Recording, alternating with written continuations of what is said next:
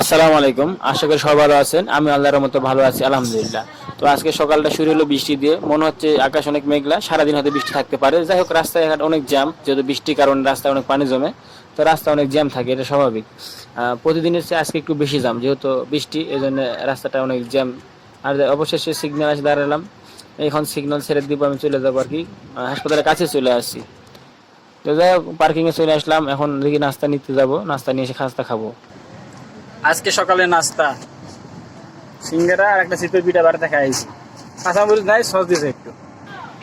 লাঞ্চের পরে বেরোলাম, বেরো দেখি রাস্তায় অনেক জ্যাম, যেহেতু সারাদিনই বৃষ্টি হইতেছে, মনে হয় না যে আর বৃষ্টি থামবো, সারাদিনই হবো। এখন মহাখালী ব্রিজের উপর আসছি, এখানে রাস্তা ফাঁকা আছে, একটু জোরে টানে যাবো। যাই হোক, বাসায় যাবো এখন। বিকেলবেলা স্যার আমার একটা স্বপ্নে গেছিল, মধু নুডলস হাবি জাবি সব বাজার সাথে করে নিয়ে আসলাম। যেহেতু অনেক রাত হয়ে গেছে, এই জন্য রাতে আর গাড়ি বন্ধ করে ভিডিও দিতে করতে পারি নাই। তো যাই হোক, এখন আমি বাসায় যাবো, শরীর অনেক ক্লান্ত, এই জন্য আজকে রিক্সা নিয়েছি। যে যেখান থেকে আমার ভিডিও দেখতেছেন সবাই ভিডিওতে লাইক, কমেন্ট, শেয়ার, সাবস্ক্রাইব অবশ্যই করবেন। সবাইকে ধন্যবাদ। আসসালামু আলাইকুম, আল্লাহ হাফেজ।